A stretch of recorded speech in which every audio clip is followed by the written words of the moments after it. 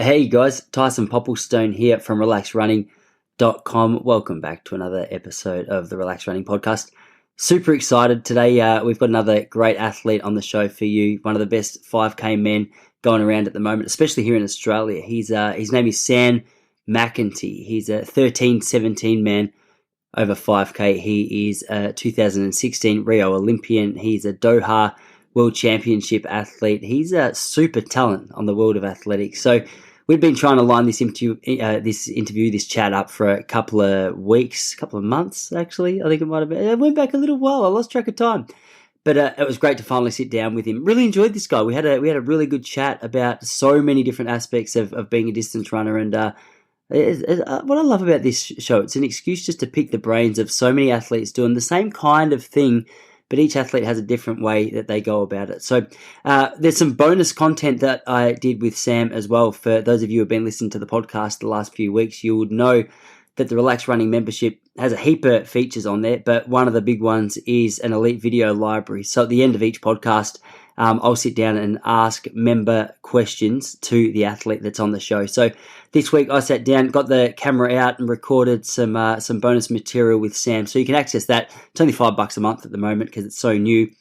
So if you want to check that out, jump on relaxrunning.com and click on membership, sign up there. We're getting a good little community actually. There's a forum on there where we talk all things running. There's bonus audio, there's training plans if you want it, there's technique analysis, there's a heap of stuff on there. Just go, my favorite feature of it personally is the video library. So hey, get on there, let us know what you think. Apart from that, I'm going to get out of your way and introduce myself and Sam McEntee. Enjoy.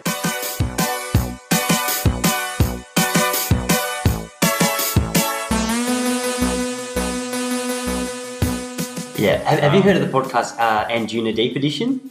No. So I reckon you might like it. I guess you'd call it housey kind of. Yeah, okay. They have a different DJ come in each week. Yeah. And I listen to it sometimes when I'm just in the mood for whether I'm at the gym, Yeah. going for a run, and I can't be bothered focusing on information. Exactly. That's You why I get do into a it nice some of my rhythm. runs. Yeah. No, it's good if you get Sometimes if you get a bit too much up there, you like end up you look at the start, you're like 3:45 on the Arvo run. What was I thinking? But So who do you listen to when you're out running? what have I In case listened you're wondering, to? we're up and at it. Yeah. Lately I've been listening to just some a bit of Solomon lately. Someone had him on the other day, and I was like, I'll give this a whirl. And then I don't know, I just listen to anything on SoundCloud, follow a few mates, see what they've been listening to, and just go from there. Do you just run with your iPhone in your pocket or something? Yeah, that's the biggest trouble is I got an iPhone now, and it's like getting a lot bigger than they used to be back in the day. So I'm either trying to squeeze it in a pocket, or I just end up running with it in my hand most of the time. So it's not too bad. I don't really do it in the mornings. It's just on double runs when I run from home. So mornings I don't really like running from home. Usually try and meet up with some people. And then Arvo runs I'll like 35 minutes or so, 35, chuck on some music and sort of let it go by. Yeah, I always wonder this. Like, it's one of those questions that, well, I just assume, because I always listen to music as I'm running, I just assume other people do as well. But it's so nice to hear a bloke who's running the Olympics say that you just run along with your iPhone in your hand, because I feel like such a hack sometimes running along going, mate, I look like I got my Kmart shorts on, my iPhone 5 in my hand. But it's true. It's nice to just have that little bit of rhythm. It's something about music, especially for me, especially if I'm flat, in terms of if I'm just tired and I can't be bothered getting through, you get a nice little bit of a rhythm going in that music, and it just makes those longer runs just that little bit easier. Yeah, it definitely does. There's days where I'm just like, I don't want to listen to anything. I'd rather just go out and listen to my feet hitting the ground and that. And then there's other days where I might be listening to something and it's like a bit of a distraction or whatever, and it's like, I can go and finish listening to this while I'm running for 30, 35 minutes or whatever it is, or an hour or longer. And it's kind of like you get in that zone. It's like, I don't know, it's almost like you're doing something, but you're also switched off while doing it. And it's easy to find a rhythm sometimes in that sense. And then other times I'll get halfway through a run, I'm like, I'm over this, and just put the headphones in the pocket and just keep running, hold my iPhone, looking like an idiot. It's funny. I always remember Mottram, he said to me, because I asked him the same question years ago, so mate, like, do you ever run with music? He's like, no, there's something about just hearing my footsteps hit the ground. And he said, I used to like, so he used to run in like long gear, quite a lot, long pants, long jacket. And he said there was something about like that sound of his jacket as his arms swing back. It was almost, you understand it. Like, you listen to any sort of spiritual teacher talk about that single-pointed, single-focused meditation where there's just something to put your attention on to take you away from, the pain or the discomfort or just the boredom that naturally happens with so many of the long runs, and makes it so much easier. So it was funny. Like the more I I'm right into Buddhism at the moment. The more I listen to that, the more I'm like, I think I get why Mottram was such a big fan of that. Yeah, definitely. I can't say I'm into Buddhism at the moment. Definitely the meditation side of things.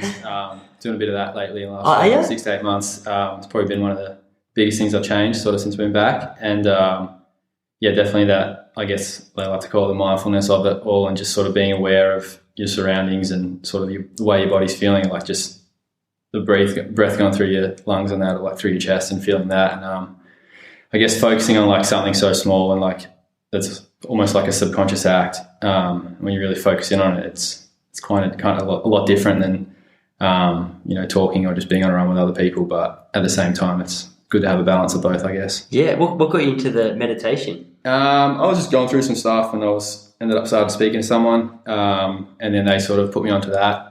And it was really helpful. I had some stuff going on outside of running, and sort of needed to figure that out. Mm-hmm.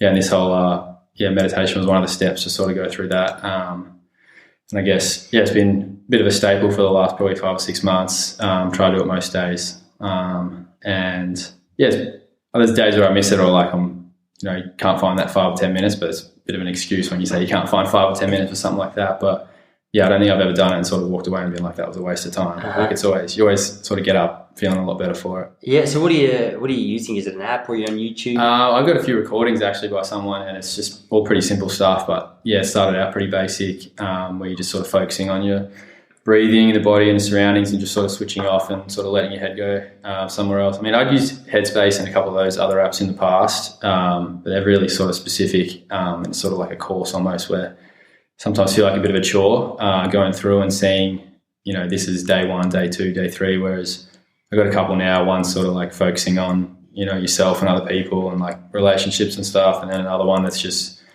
about shifting attention to the body.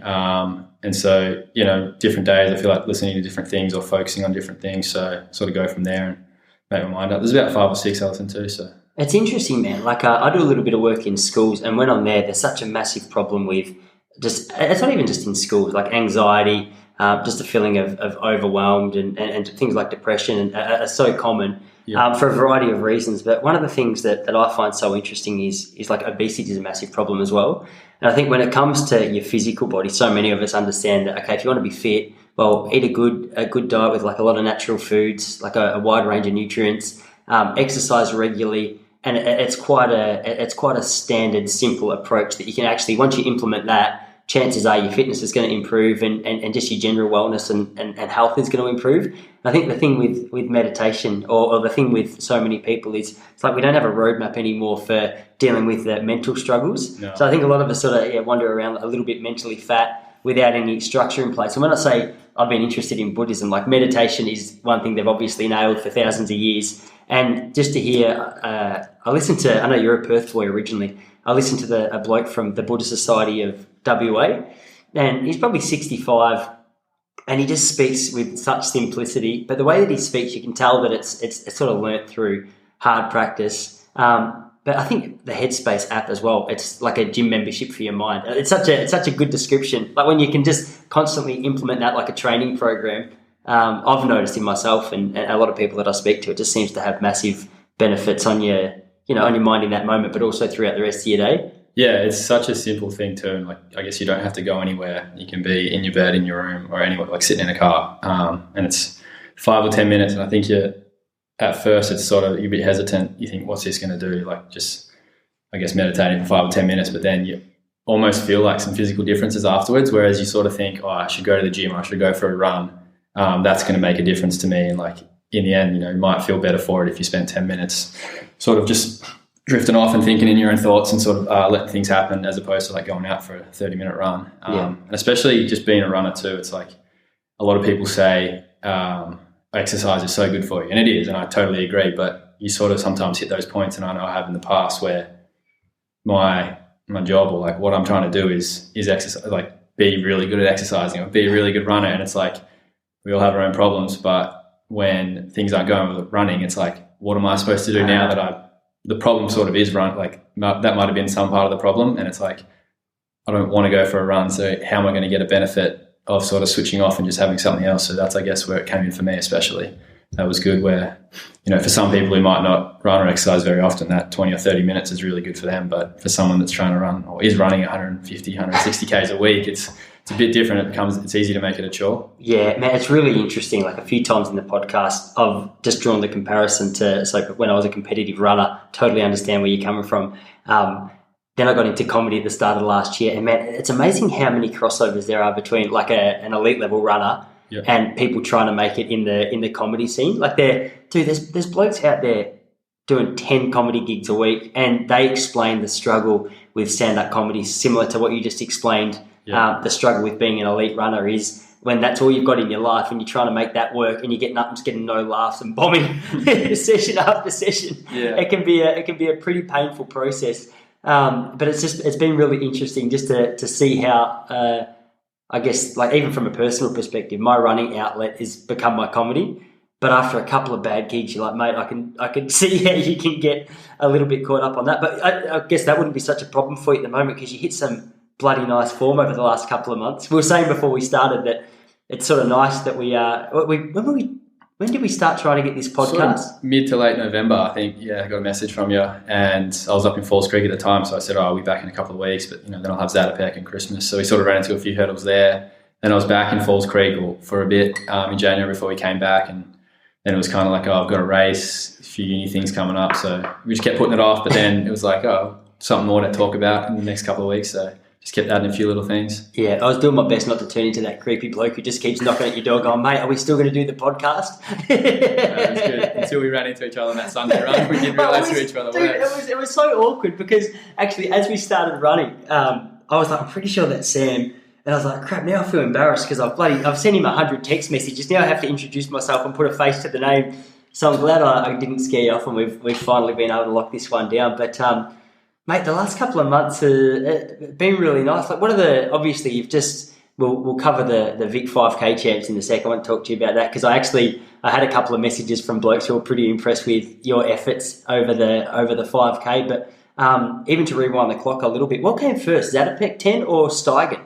Zatopek was first, yeah. So that was the first big race sort of since I've been back. I got back from Europe in like end of July, early August, and had a couple of low-key races, like did a milers, Club 3K and 10 relays, jumped in that. But yeah, 10 relays was pretty rough. What did you get around in the 10 relays? I reckon 11:10 or 11:15, and so I was pretty far back, given some of the runs some of the guys had that day. So, but at the same time, there were some big performances that day. Yeah, I reckon there was maybe someone around Geordie Williams might have ran like 10:45. Did he? Yeah. To be fair, I was in the running for SCAC, and we were in the first section, so we started like 2 minutes behind the main group. So I was running solo for a lot of it, but hopefully get around the 10. Maybe next year at 10 relays and be a bit fitter and give it a good shake. But that was the first thing I did, and then jumped in a 3K at Duncan McKinnon one night. I was absolutely bucketing down.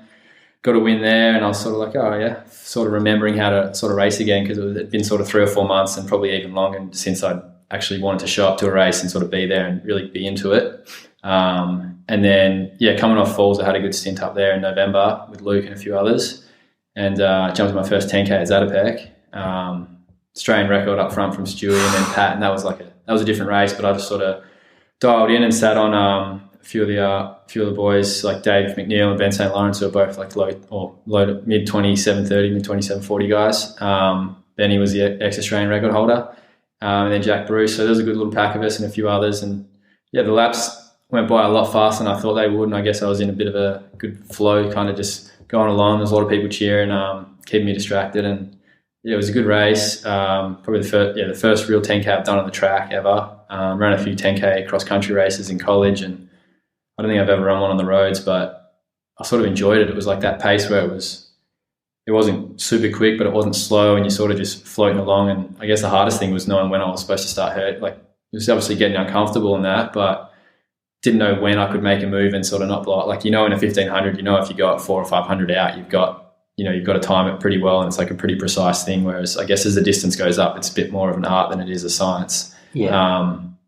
And so I think I was at 8K, and I was like, I feel all right. Like, I should make it to the finish line from here.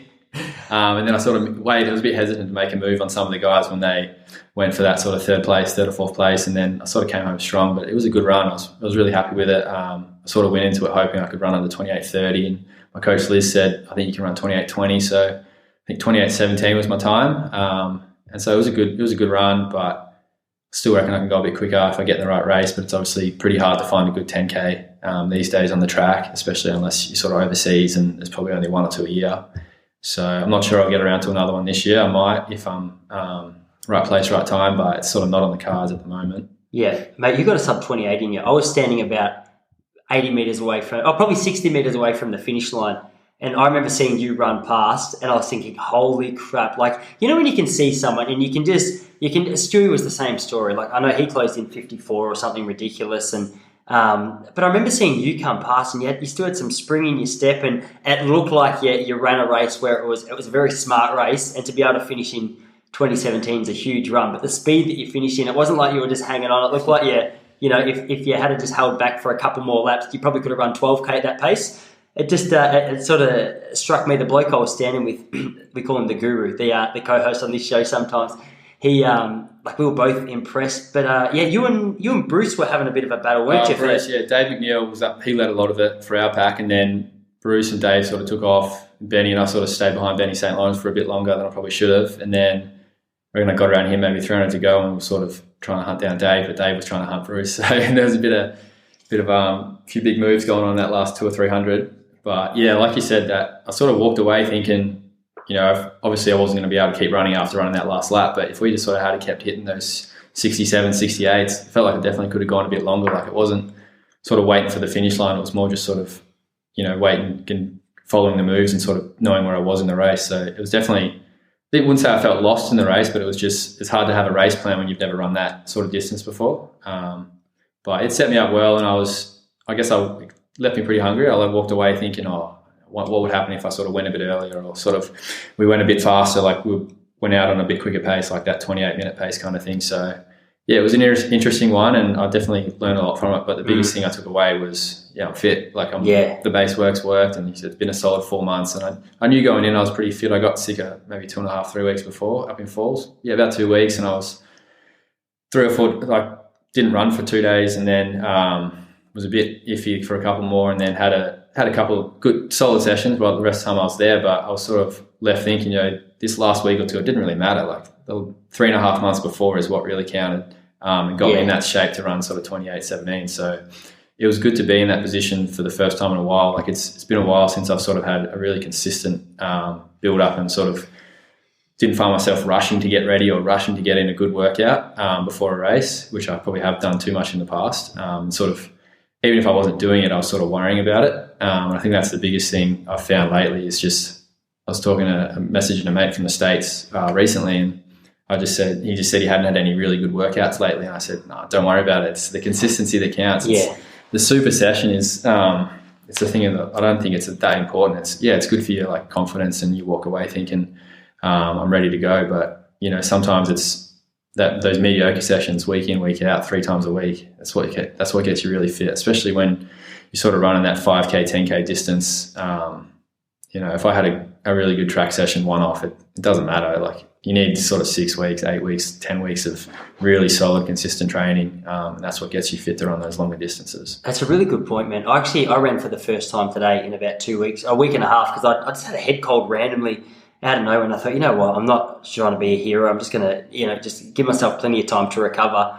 And it is so easy to get caught up in that mindset of, the fitness that I'd built up over the last couple of months has just been wasted. But your attitude, it's so true. Like the bank of miles and fitness that you store up isn't just lost completely in a week or a couple of weeks of not hitting a bad session. It's such a common thing in the distance running world as well, isn't it? That you can take so much confidence away from that super session that you mentioned. But the truth is, if you've done a super session, you haven't got months of work to back it up, it doesn't really count for a whole heap, and you get found out pretty quick. But you mentioned before that it was you ran along with Benny St. Lawrence and Dave McNeil for quite a bit of that race. But I was going to ask you, was it difficult going into the race to know where it was that you wanted to place yourself? Because I was saying I can't remember who I was talking to the other day, but it was the deepest Aussie race that I'd ever seen, probably in my life, like over any distance. It was such a stacked field.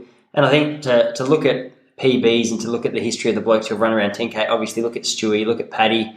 I wasn't, like, you got to look at a bloke like Benny Saint and Dave Mack, but they hadn't really nailed a 10K for a couple of years, so I wasn't sure where they were at. But was it hard for you to decide where you were going to sit yourself? Like, was there a temptation to go with the pace of Stewie and Paddy Tiernan, or were you pretty content to just work your way into the race with the other boys? I knew I wasn't going to go with Pat and Stu. Like, I'd heard from some of the guys that they were going out on 13:45 pace, and especially being the first one, maybe now, maybe try and go with it, but even still, I don't think going out 13:45 would be my cup of tea at the moment. And then, so I knew I was going to go with them. It was just sort of a question of, I didn't know who else, if anyone else was going to go with those guys. And I guess if, Dave and Benny and someone like Jack Bruce had have all gone with those guys, then I probably would have got sucked along too, because you sort of would have been left in that sort of no man's land, or I might have been leading a group for 4 or 5K, and I definitely didn't want to do that. So, if everyone else had gone, I might have gone with. But, yeah, it was pretty easy. I mean, those races, especially the 10K, it's like, who the good guys are, and it was a great night, to be fair. It was really good conditions and the paces were well, but it was just easy to get in a rhythm behind those guys. And I knew, even though they might not have put the runs on the board in the last year or two, but I mean, Dave's had some good runs, but he's coming back from an injury, and I mean, Benny's just a rock solid, he's just a machine. He just keeps going. So I knew they'd at least be going out that first 5-6K on a pace that I'd be comfortable with. So it was pretty easy to get behind them and sort of tuck in. Yeah. Man, this is a little bit of a jump. I was just thinking, then you mentioned Dave, and I know he spent a couple of years over in the college system. Were you in the States for a couple of years yourself? Yeah, I was there for 2011 until mid-2015, so 4.5 years at Villanova. Good stint. Yeah, it was all my college, the whole time. At Villanova? Yeah. Man, what was that like? It would have been interesting getting back into the Aussie running scene after. I see a little bit on YouTube or Flow Track or Let's Run about the college scene. It just seems like it'd be a wild experience. Yeah, it was good. I mean, I grew up in Perth, so the running community is not as big as it is in somewhere like Melbourne or Sydney. So it was sort of, I guess I sort of became like a big fish in a small pond, but there was a lot more out there to be conquered, I guess, or to have a crack at. And college seemed like the best option for me. I don't think I was anywhere near good enough to sort of be up there in the senior ranks at 18 or 19. I know for a fact I wouldn't have been, but so, I got in touch with a few colleges, and Villanova seemed like the best fit, and I've had some Australians there in the past, and there was another guy there at the time, Matt Gibney. And I remember Matt Gibney. So it was easy to get over there. It was tough first getting over there in January. It was middle of winter, and it was covered in snow, and I'd come from like 40-degree weather in Perth. So I always say if I was ever going to go home, it was going to be on the end of that first run. I was nearly ready to pack it up because I couldn't move my jaw at the end of it. But yeah, I loved my experience over there. It was exactly probably what I needed. I was sort of a pretty raw. I didn't have much experience in running or racing, just sort of was, I guess, a natural athlete growing up and played a lot of sports, and running sort of picked it up when I was maybe 15 or 16 because I was winning some races at the inter-school and that. And then from there, I sort of made the choice to run, and then college came up and sort of given up all the other sports. And yeah, I loved it. I had a fantastic coach in Marcus O'Sullivan, who was 3 or 4-time Olympian himself. And one of like Ireland's greatest distance runners. He's run 101 sub 4-minute miles, and he was a great athlete in his own right, but a really good coach, and like just an even better person. I really enjoyed my time there and learned so much from him and made some great friends. And had some good results too. Yeah, man. So what were some of the standout things that you took away from, what was it, Marcus, did you say? Yeah, Marcus. He's I'd say he's more on the conservative side. Like, you go in there and he knows he's got 4, maybe 5 years with all these athletes coming in, it's sort of funny when you think about it like that. Like, it's such an ingrained system, but if you tell someone, all right, you can coach this kid for 4 or 5 years, and they're 18, they might be running 40 or 50K a week, so they might have been running 120. You don't know. Everyone's coming in at different levels.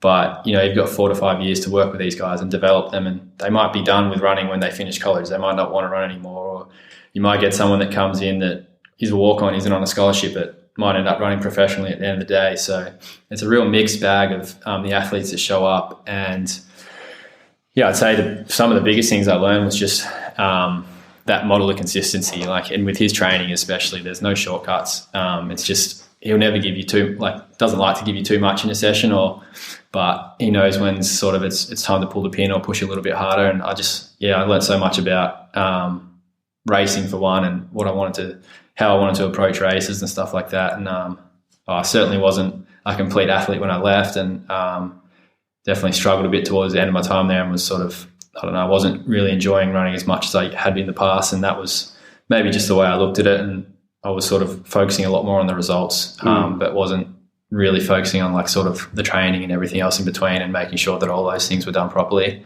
But I mean, I walk away from 4.5 years at Villanova, and it was, I mean, if I didn't go there, I wouldn't be running past like 21 or 22, I don't think. Yeah, is that right? Yeah. What was that? Just the freshness that it brought? Yeah, it was just a different like lifestyle over there and everything. Like you're almost like a professional athlete living on a college campus. Yeah. Everything's taken care of. You know, I was 20, 30 guys on the team, so you're running with 5 to 6 guys in a session every couple of days, and then you go on easy runs and that with 10 or 15 guys. So you never sort of, I guess, lonely. It's a real social aspect of it all, and then coming from somewhere like Perth where, I mean, I still had a great training group in Perth, don't get me wrong. Who did you train with in Perth? A guy by the name of Gareth Elliott coached me. Okay. And then we just had a few other guys. Ben Green, who's a coach there now, and he's got a few young kids coming over, and then another kid, sort of when I was finishing up, Jordan Mackins and Jonas Aranda, who both ended up going over college. I think it's a real stepping stone for someone like Perth, just because it's definitely getting better now and a lot stronger.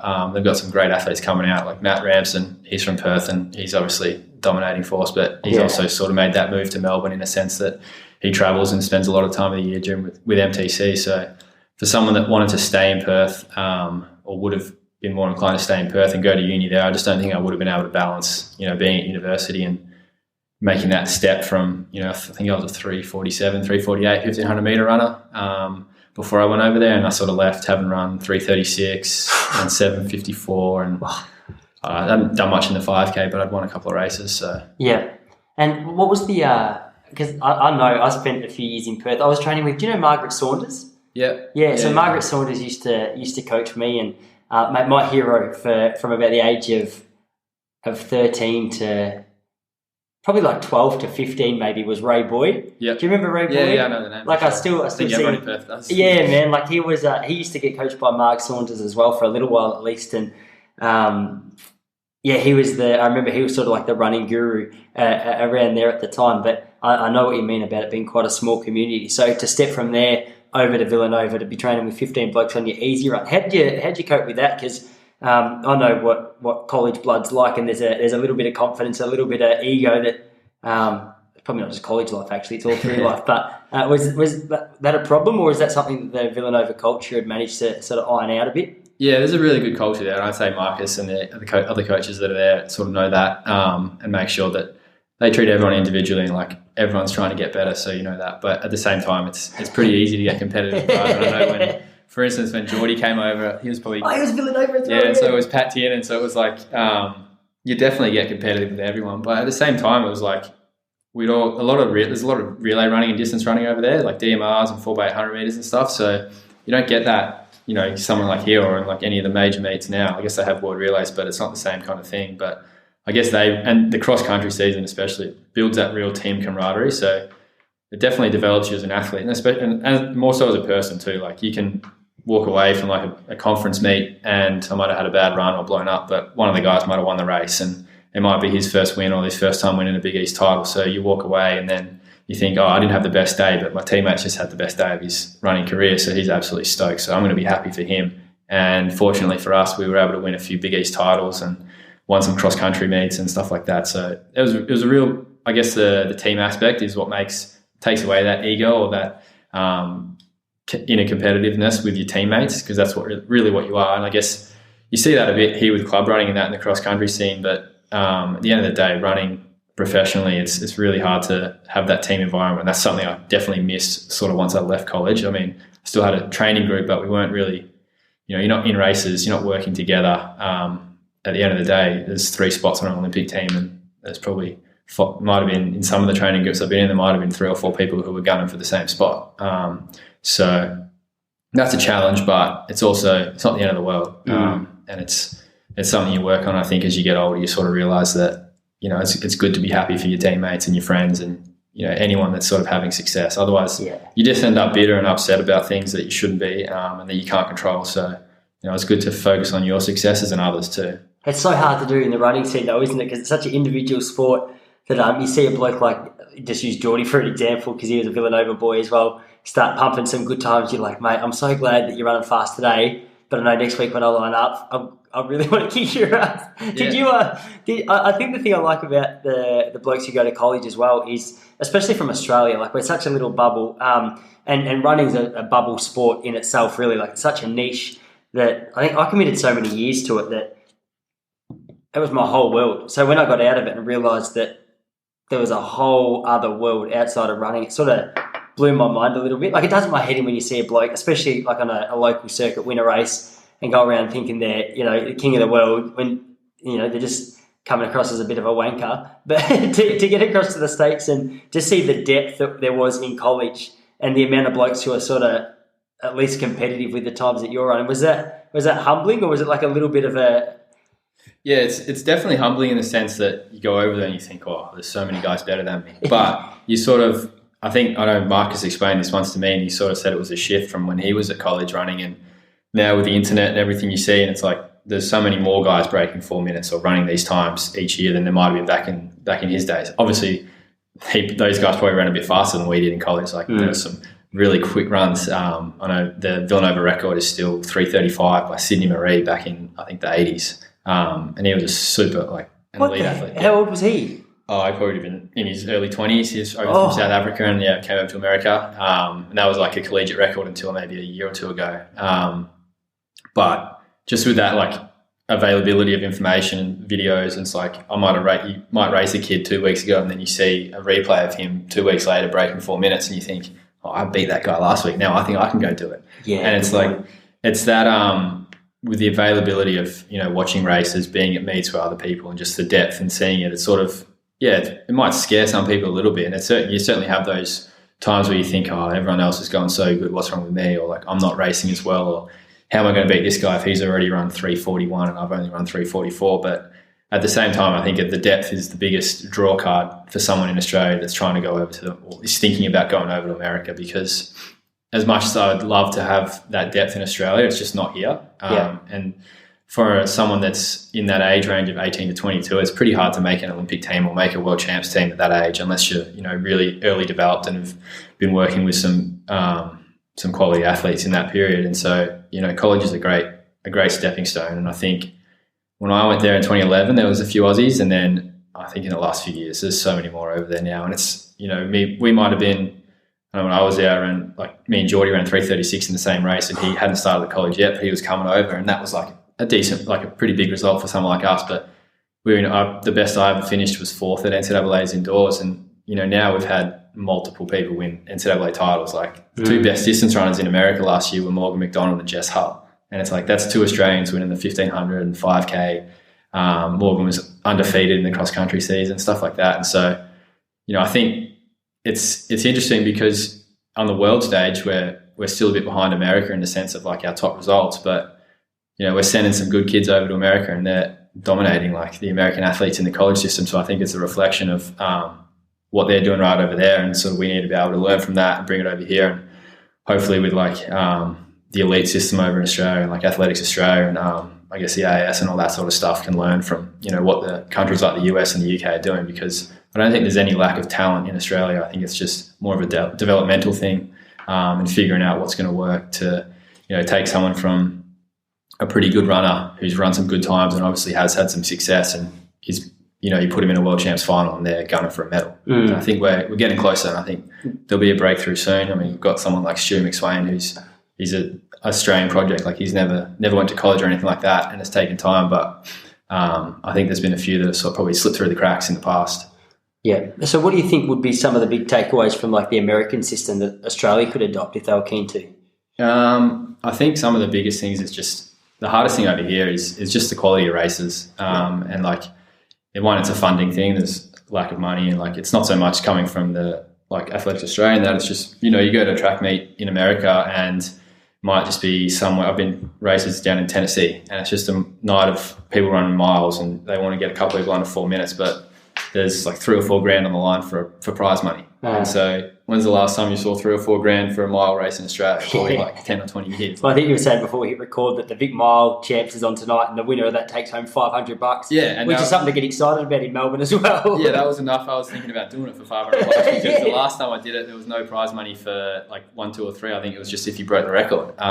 And so that changes a lot of the landscape, I think, of running is when, and not just when there's prize money in the line, but you come out to a lot of these, I've noticed at these mile races and stuff is there's always like, oh, is there going to be a pacemaker? And most races there is in the faster sections. And that's one of the biggest things from college especially is there's rarely a pacemaker in like 70% of the races. So you learn the craft of racing, and whether that's at a conference meet where you run a mile heat in 4:20 and it's like an absolute jog, but you learn how to race and position yourself. And I think that's what differentiates someone that's, you know, 2 athletes that are both at the same fitness level and talent is, you know, positioning in races. And like you watch someone like Centrowitz who's rarely makes a mistake when he races. Mate, one of the best. I'll put him and Nick Willis in the same sort of category in terms of just how. And almost Jacob Ingebrigtsen, the young fella he just seems to have that. Yeah, they've got, I don't know if it's definitely, some aspect of it is learned, but it's obviously an innate thing, and it comes naturally to them, but it can be learned. That's one of the things I think you learn from, you're not going to learn from just sitting around and thinking about it. You've got to actually go and practice it and race it. And I think you get to race a lot in college if you want, and some people race too much, and that's, you know, you see the problems with that, but if you're at the right place with the right coach and stuff, you get a lot of chances to sort of hone your craft. And I think that's one of the biggest things and it's hard because there's just not as many people in Australia. So you're always going to run into that trouble. But yeah, that's I think the depth and just the quality of races that you can find week in, week out.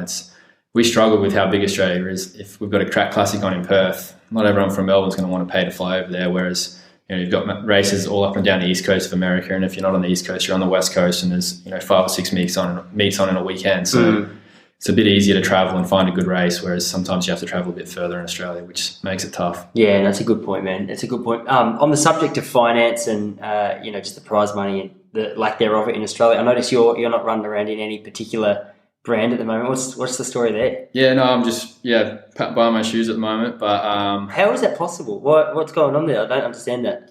It's just, I guess it's a tough world to make it. Mate, that is the most ridiculous thing I've ever heard. Yeah, I mean, which has got nothing to do with you, obviously, but it seems crazy to me from an Australian perspective that a bloke running your times is not fully looked after. Like, a 13-17, an Olympian, like any other. This is what frustrates me about athletics sometimes, man. And it's just, I don't mean to be too harsh on Athletics Australia, but at the same time, it's like when you got a bloke running 13-17 in the current form that you're in, and he's running around in a club singlet without a bloody big paycheck coming in next to the name. Have you had brands reaching out to you lately, or?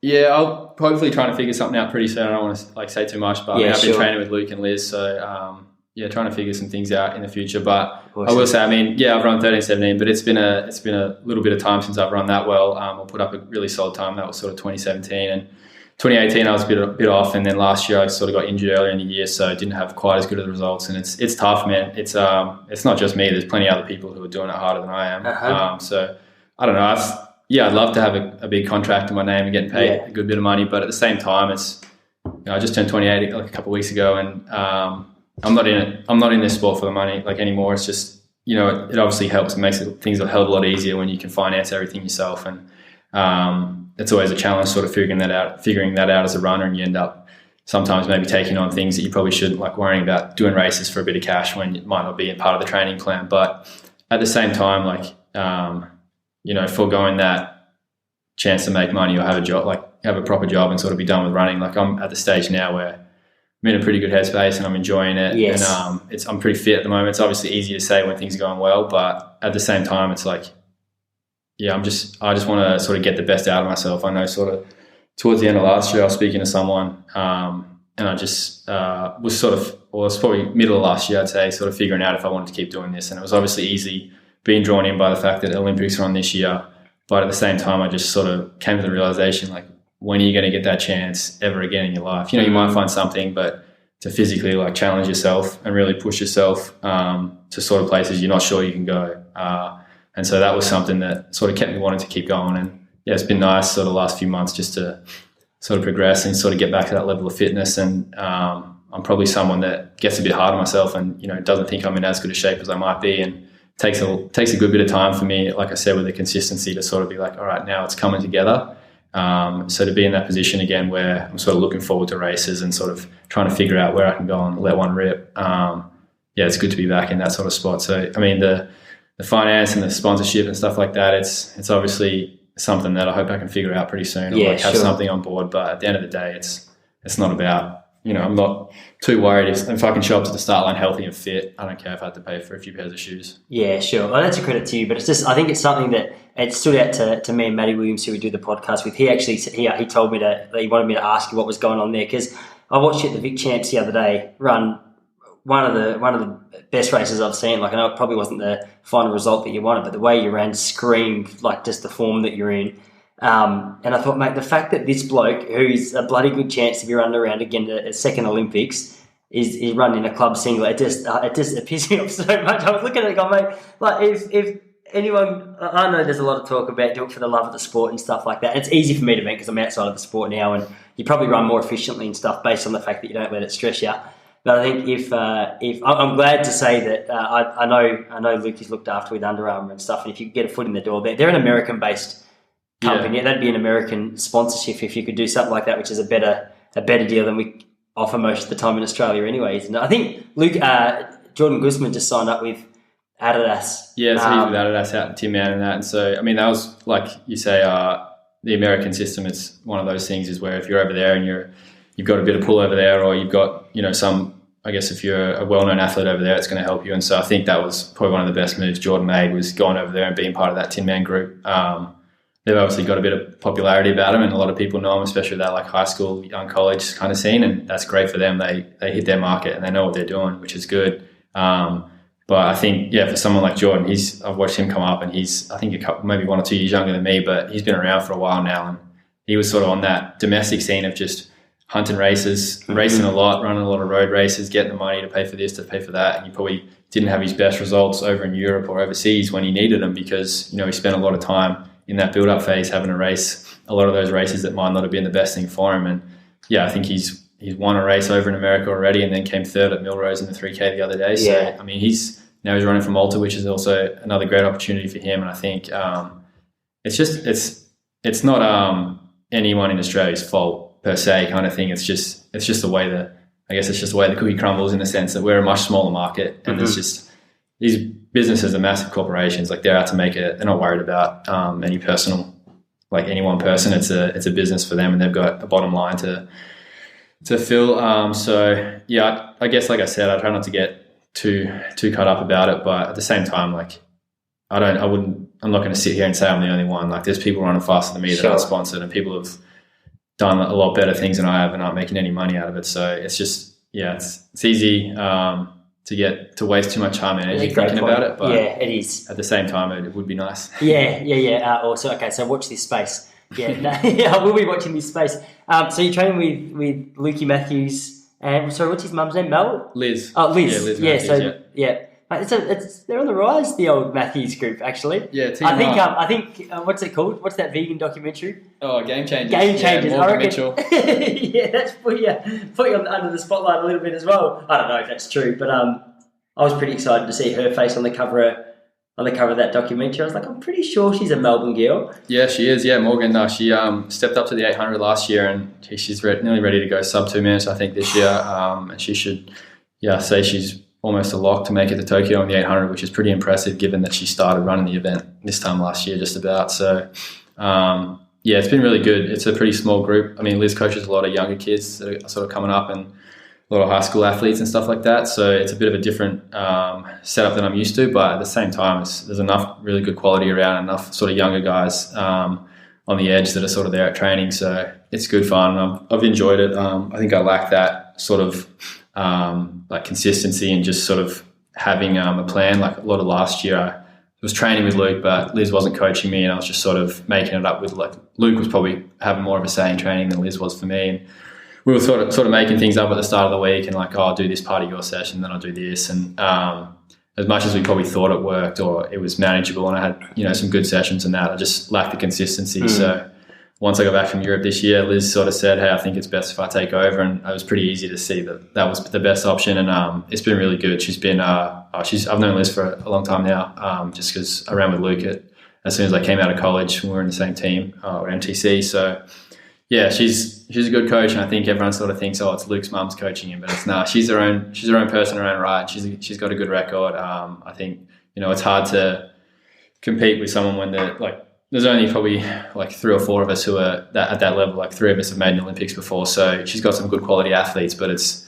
not the same as when you've got like 15 or 20 Olympian or elite athletes in a group, and you can sort of see like with a Bauman or someone like that. Like that's an insane group, and you've got a lot of good athletes. So if 1 or 2 of them are injured, it doesn't really matter because you've still got 12 or 13 putting up results. But I think with the way Morgan ran last year, that sort of opened a lot of people's eyes up and said, hang on, I think she knows what she's doing. And she definitely does. And I think that's the hardest part in coaching, is sort of getting that respect, 1 from your peers and 2 from everyone else who might be thinking, maybe I should start running with that group, or like maybe that's an option for me. So it's cool. Yeah, awesome. So what inspired the move to run with Lukey? Did you know him well before you started training with him? Or because I know you were with MTC for a while, weren't you? Yeah. And from an outsider's perspective, you look at the quality of that group and you go, of course, like if you're a distance runner, you'd be a part of that.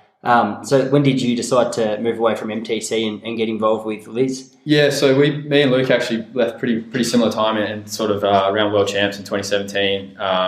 And then I was sort of over in America trying to figure a few things out over there. I've wanted to try and base over there. And so that was a lot of sort of end of 2017, 2018 for me. But it was just tough to getting into American group without being American. Like it's, it's unless, and I'd ran all right in 2017, but 2018 I didn't run that well. I didn't make com games. So there was no other major championships in that.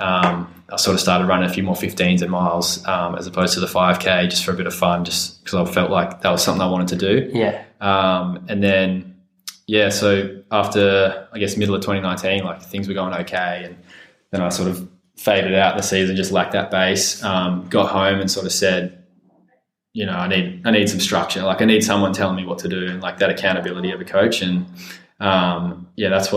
I've known Luke since I sort of came out of college. We started at MTC together in 2015, and we've been great mates. So we spent a lot of time with him. We've shared a lot of rooms and a lot of apartments and that. But no, he's a great guy, and he's so good to have around. So I'm pretty happy to be training the group. Yeah, awesome, man. No, that's really good.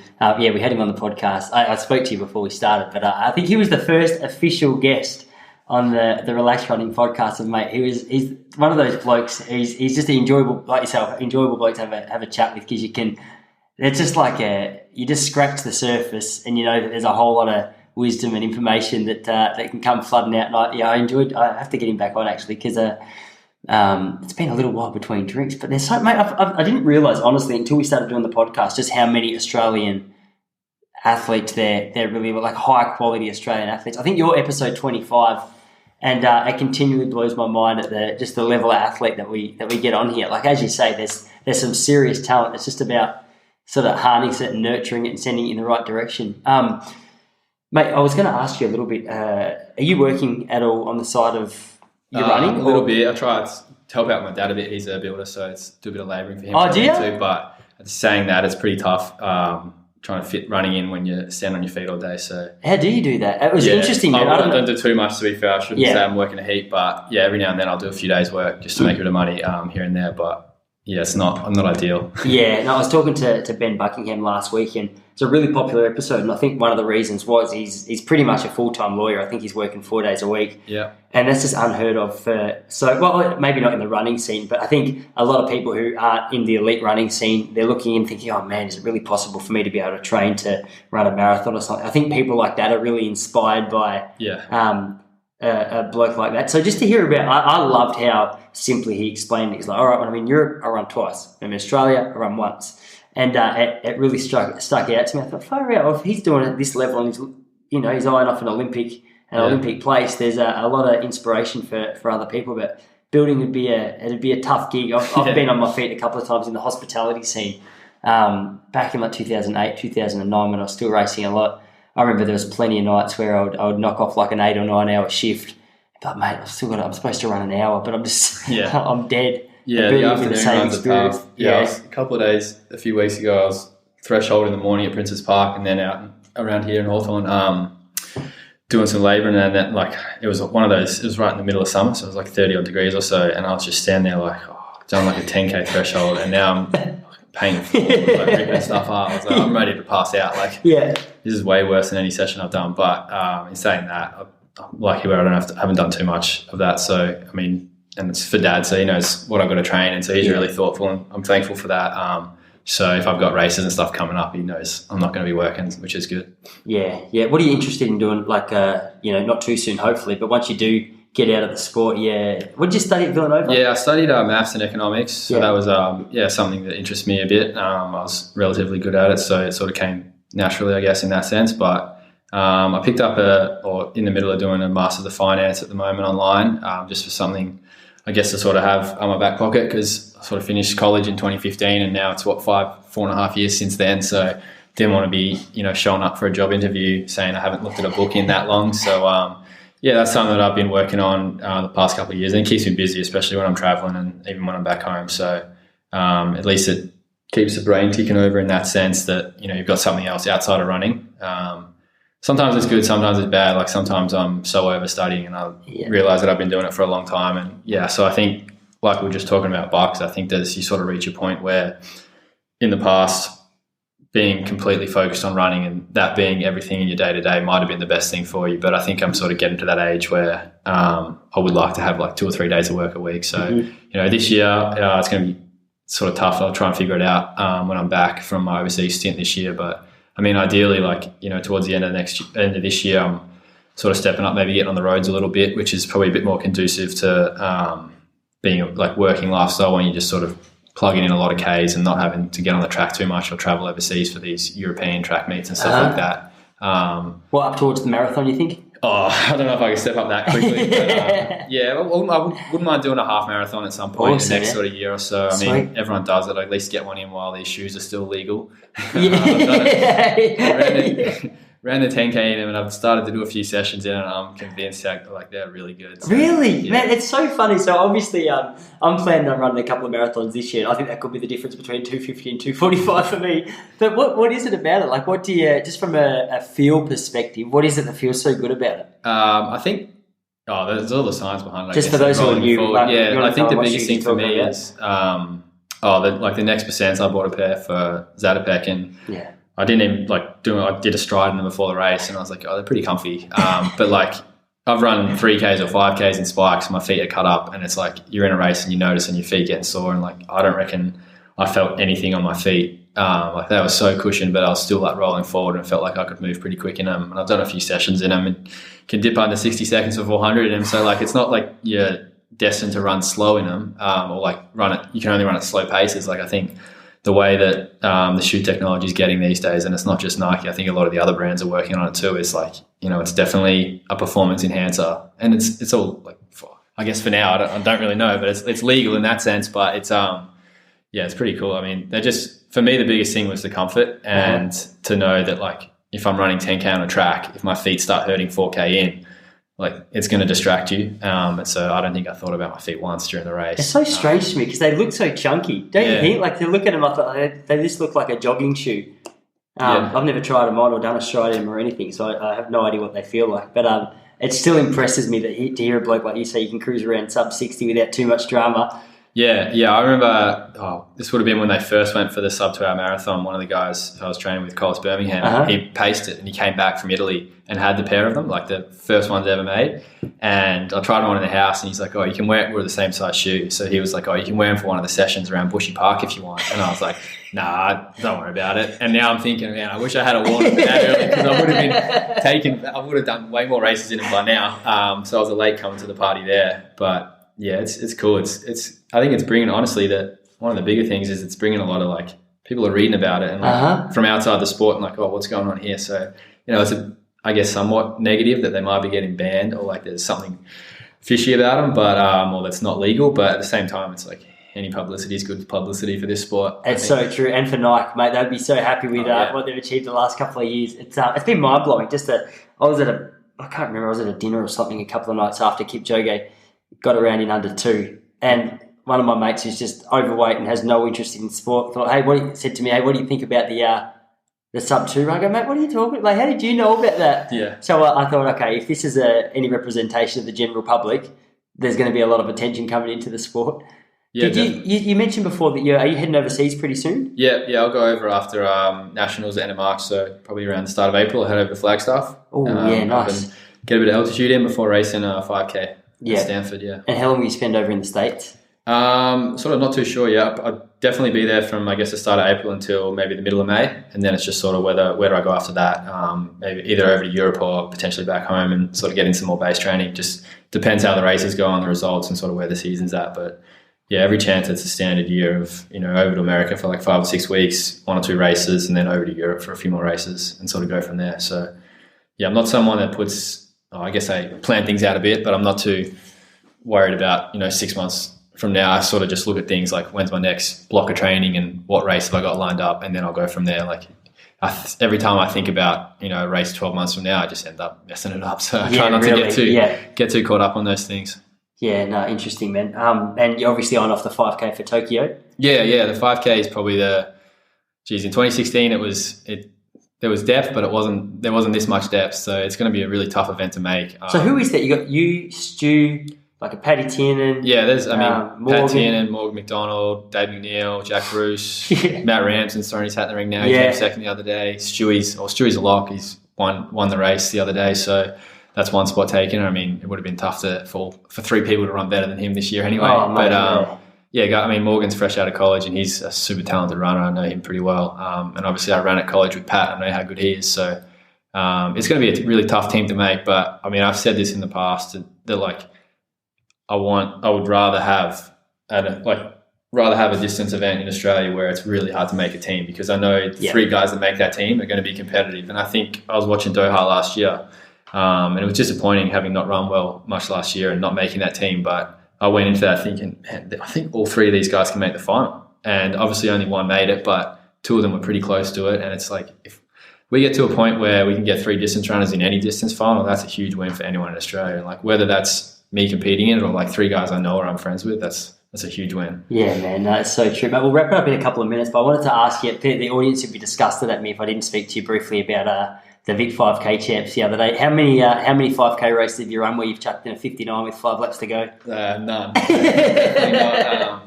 That was, I don't know, I guess I didn't really know how the race was going to play out. I sort of had my ideas, and I was actually wouldn't mind if there was a bit of pace early, and just sort of figured I was pretty fit and I was a bit stronger than some of the other boys in the race. But we went out slower than the girls for the first K, and I was actually still deciding before the race if I was going to wear spikes or the next percent. And luckily I put on spikes, because after we ran a few 72s, I was like, I'm going to have to run a bit faster here towards the end. So that was one good decision I made. And then, the next one was, I guess, around 3K. I sort of realised I knew Stu wasn't going to leave it too late. And, I was just in front of him, and then he sort of come around and jumped on the back. And to be honest, that first lap, I didn't know what we were running. And like, I didn't know until I think the next day or two that we went sort of 59, 60. And like someone had said after the race, you went through the K in 231, 232. And I was like, it's not bad. I guess that's why I started blowing up. It was a good race. I guess I was pretty disappointed to not get second, given that I sort of went on the back of Stu. And, but at the same time, like, I don't know, I've never really raced like that before, but I guess it shows I'm pretty confident with where I'm at. The training's been going well, and it was one of those. It was a race where, first place was everything. Mm-hmm. It was a ticket to the Olympics kind of thing. And so if I had sat back there, I might not have even come second anyway, but would have just been sitting there watching Stewie get away with it. And in the end, he won anyway. He won pretty easily, but I had a few people reach out and say I was like really impressed with the way you ran. I watched it. And I honestly was mind blown. The thing I said on the podcast yesterday was, I think going into that race, there wasn't enough talk about the form that you were in, and I think people were shocked to see you go with it. But it didn't shock me that much, because I'd seen you in a couple of races, and I thought that Stewie, despite how good his form has been the last couple of months, it's always different when you step up to a track and you're the favourite to win a race, but you got a couple of people chomping on your heels. You really have to nail it. So I thought, Geordie Guzman proved it last year. Like, you can't go out and have a bad day. So when I saw you stick on the pace, and it wasn't like you hit a lap and then it was blow up. It was, you were there for 3 and a bit laps, 3.5 even, wasn't it? Yeah, probably 3. I think I was just maybe just after a K I started dropping a little bit, but Yeah, he was. I mean, Stewie's a phenomenal athlete, and like it's unbelievable. But I think that's the best thing about it was like I walked away and I thought. I mean, there's been times in the past where you watch these big races and you say, "Man, I want to be in that." And so to have an opportunity to race someone like Stu, and like everyone knows now that he's a top 8 competitor in the world. Like, he's going to be one of the better 5K distance runners this year, and 3K or 10K. I mean, he's just run the Australian record. So to get an opportunity to try and match it with someone like that. Like I've been in races in the past where Mo Farah's in the race, and probably wasn't in like a 3K in London a few years back, and came 11th but ran a PB. And I just remember walking away thinking, even though I ran a PB, it sucks getting your ass kicked or not being in the race. Mm-hmm.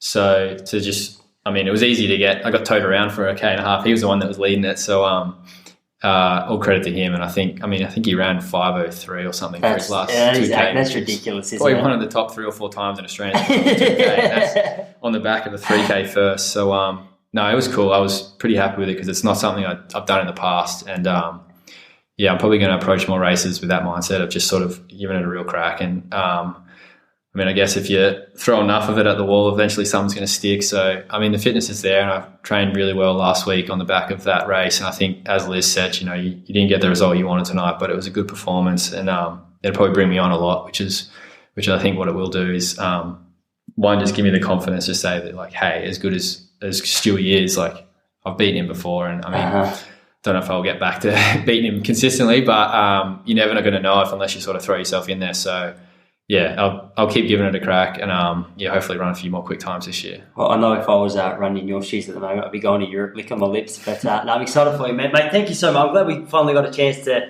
sit down and record. It's been really good. I'd love to touch base with you when you get back from Europe, and mate, best of luck over there. I'm excited to see what happens. Yeah, no worries. It's been good. Thanks a lot. No worries.